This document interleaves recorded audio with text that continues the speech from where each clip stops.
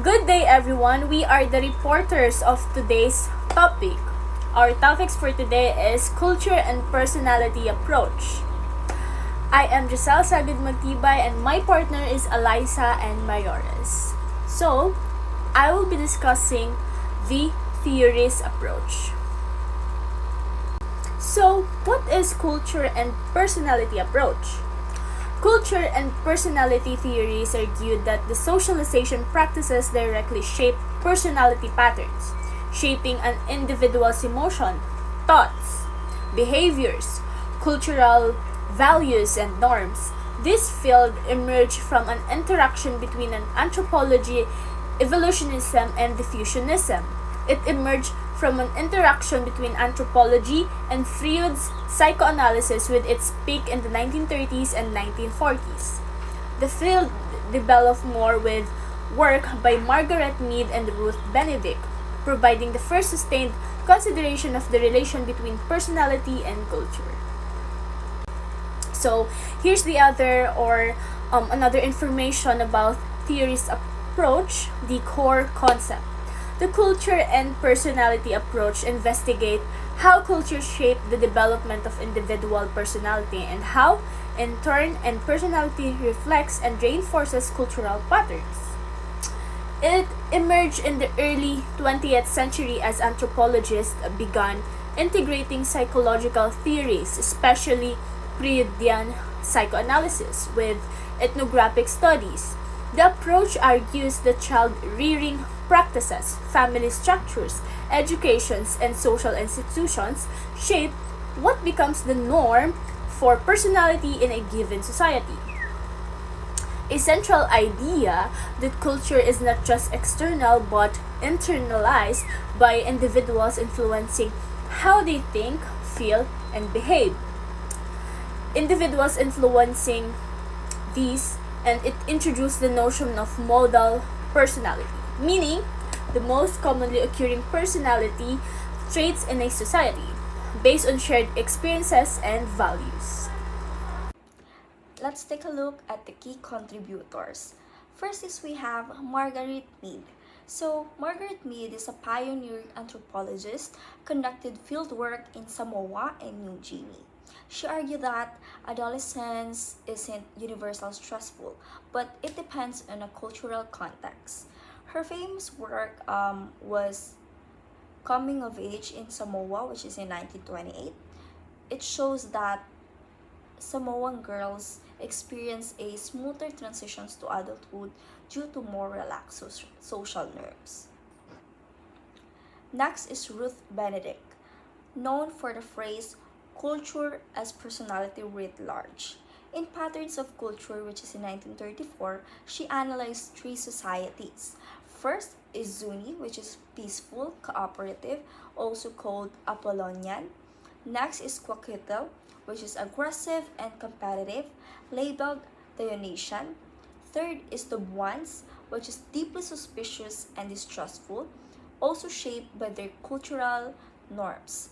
And also, she believes that every culture emphasizes different traits and idealizes certain personality patterns. Edward Sapir focused on how language and culture affect thought and personality.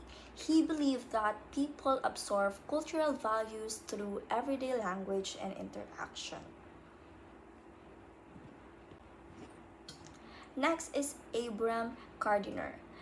Abram Gardiner combined anthropology with psychoanalysis. He introduced the idea of a basic personality structure formed by early experiences and passed down through institutions like family, religion, and schools. Together, these thinkers laid the groundwork for psychological anthropology. Also, take note, these anthropologies built the foundation for psychological anthropology and were deeply influenced by psychoanalysis, especially Freudian and non Freudian theories. Now, let's take a look at the examples of the application.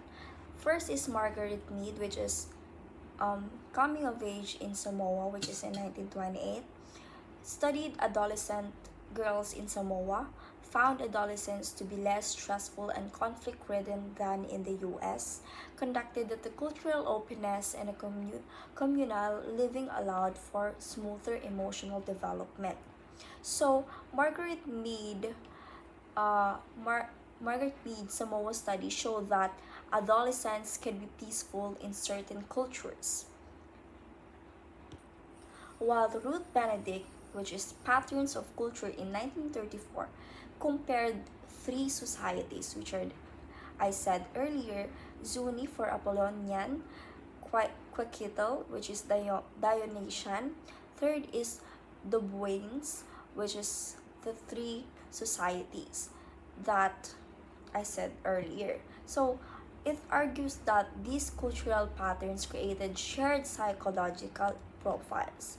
So according to Benedict's cultural types, it illustrates how societies can differ widely in emotional and psychological traits.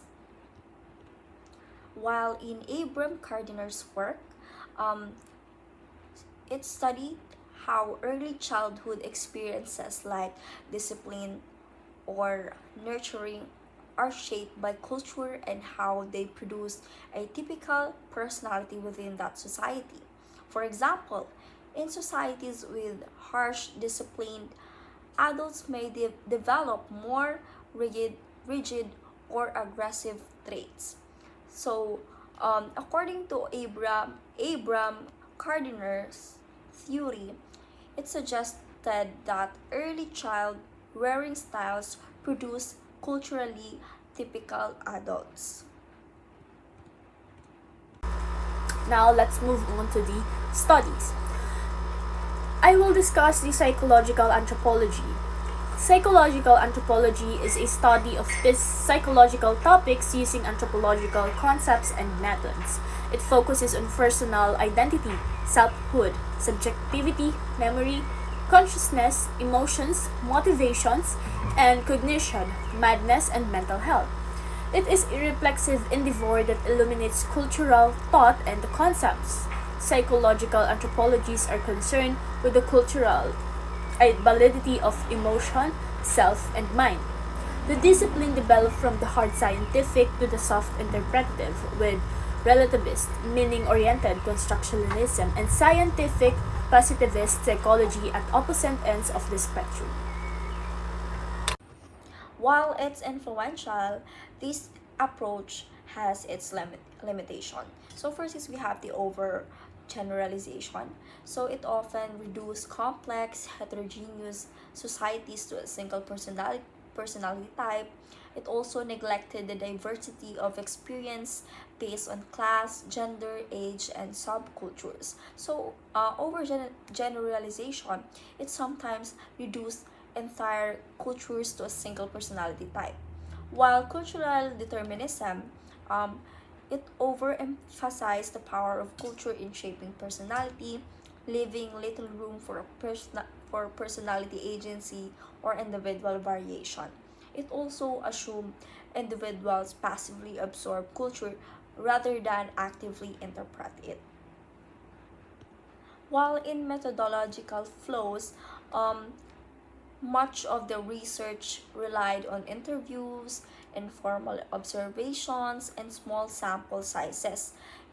Some conclusions, example, Meads in Samoa, were later criticized or refuted by other anthropologists.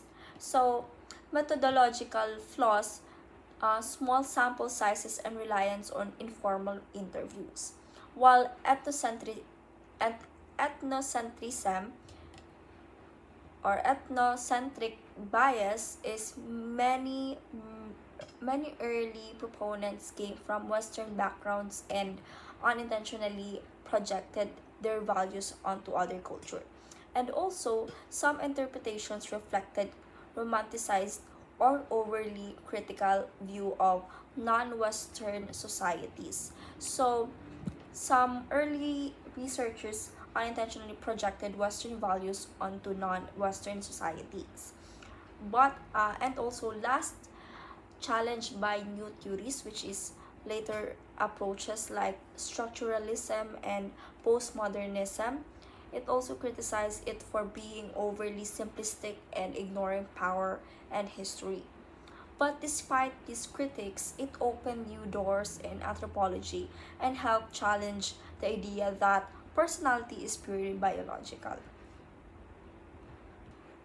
To summarize, the culture and personality approach explored how individuals reflect and reinforce their culture through personality. It was developed by influential figures like Mead, Benedict, Sapir, and Gardner. It laid the foundation for psychological anthropology, even though it's now considered outdated in some ways. It taught us a key lesson, which is human behavior is deeply shaped by the cultural context we grow up in.